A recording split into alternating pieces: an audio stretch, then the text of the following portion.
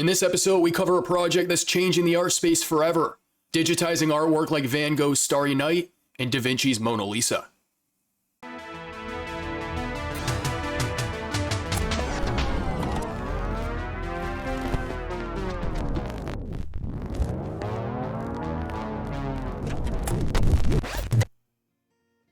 So I found out about this project a few years back, and ever since I've been keeping my eyes on them. With the beginning of 2025, a goal of mine this year is to support more projects, and this one is at the top of my list. So for any collectors watching this, specifically art enthusiasts, ElmonX is going to be a project right up your alley. And if you've never heard of them, here's everything you need to know. So ElmonX is a digital collectibles platform that merges licensed art with advanced technologies, tech like blockchain and AR, to create next generation collectibles for art enthusiasts. Now, for those who have been with the channel for a while now, you guys understand the benefits of blockchain, and by leveraging this type of tech, ElmonX can ensure authenticity and ownership of digital collectibles that you buy. Similarly to 𝗕𝗵, their mission is to redefine art and collecting by bridging the digital and physical worlds. Now, ElmonX has some very historic art pieces in their collection.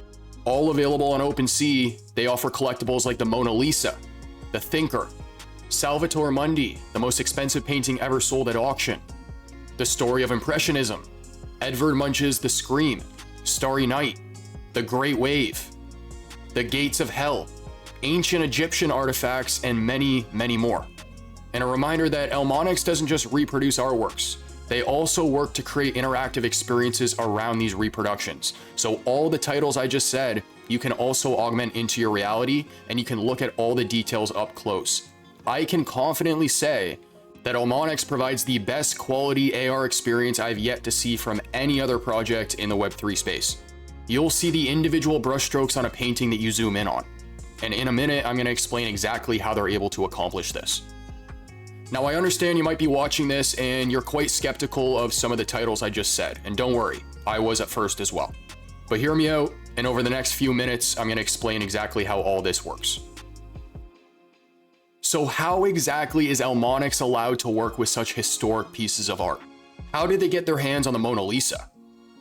Well, for starters, the Mona Lisa, painted by Da Vinci, is considered a public domain work because it's over 500 years old. Public domain artworks are not protected by copyright, and so anyone can reproduce or reinterpret these works without infringing copyright law. Now, museums or organizations that house the physical artwork may still hold rights to photographic reproductions or physical access to the artwork.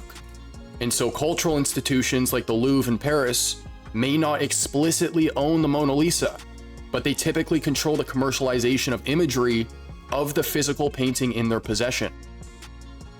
So what does this all mean?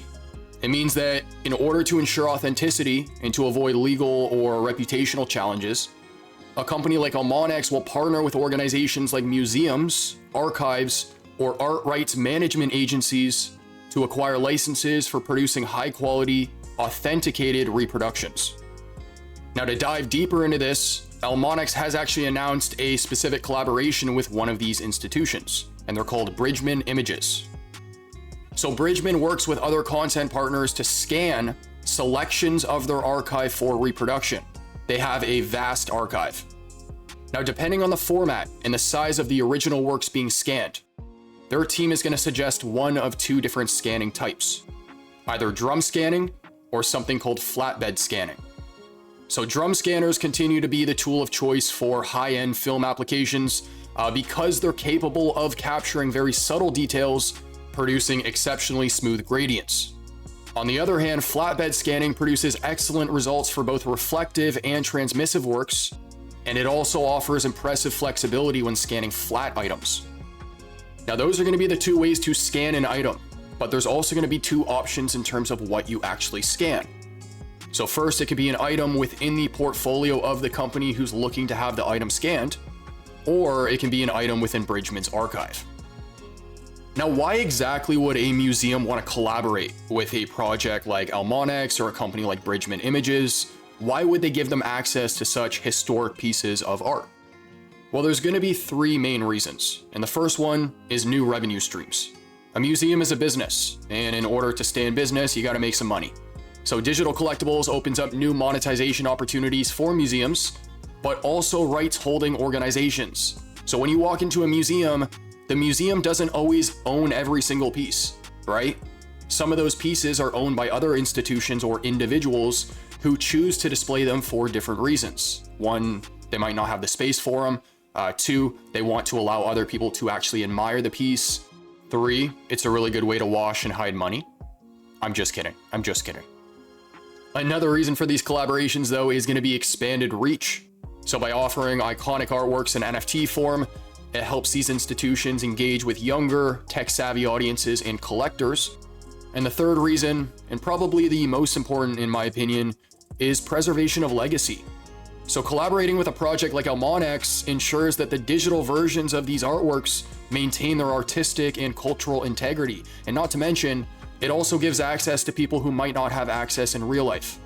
So that giant museum that I've always wanted to visit in Cairo, they can partner with a project like 𝗖𝗵𝗍𝒻 to scan some of the items in their museum so that I don't need to fly all the way to Cairo. I can augment some of them in my living room and still experience a lot of the high-end details.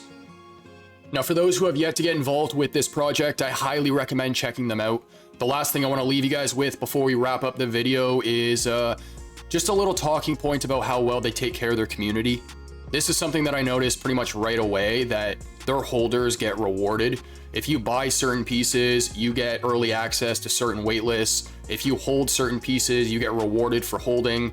And a lot of the items that they were giving out for Christmas, guys, like I was fortunate enough to have designed their Starry Night hoodie, and I can't exactly remember the price they had it for in their store. It was like 140 or 160 bucks or something like that. But they were giving away that hoodie in addition to like 3 or 4 other items per person. We're talking like $500 to $700 worth of merchandise just gifted for Christmas. I DM'd them just to say Merry Christmas, and they ended up sending me another one of my hoodies. So I want to take a moment here just to acknowledge the fact that they do recognize those who are, supporting their platform, and they really make sure to take the time to make sure that those who do support their platform feel like they are taken care of. I hope I said that right. That was a bit of a tongue twister. I do hope to do more videos on these guys this year. Another impressive collaboration they have is with 𝗕𝗵𝗵_𝗏. I'm a very big watch guy, so I am going to do a video on that. So if you guys are interested in the details surrounding that, make sure to turn on the bell, and you'll be notified when that episode goes live. Ladies and gentlemen, that is going to conclude today's episode. I really, really hope you enjoyed. This is our first time ever breaking down the 𝗖𝗵𝗍𝒻 project on the channel. We have 200 plus episodes, most of which have to do with 𝗕𝗵. So if you guys do want to see more content like this, please let me know in the comment section down below what other projects you want me to cover. As always, if you guys enjoy the content, make sure to like and subscribe. Comment down below what you want to see in a future episode. And as for our next, I'll catch you then.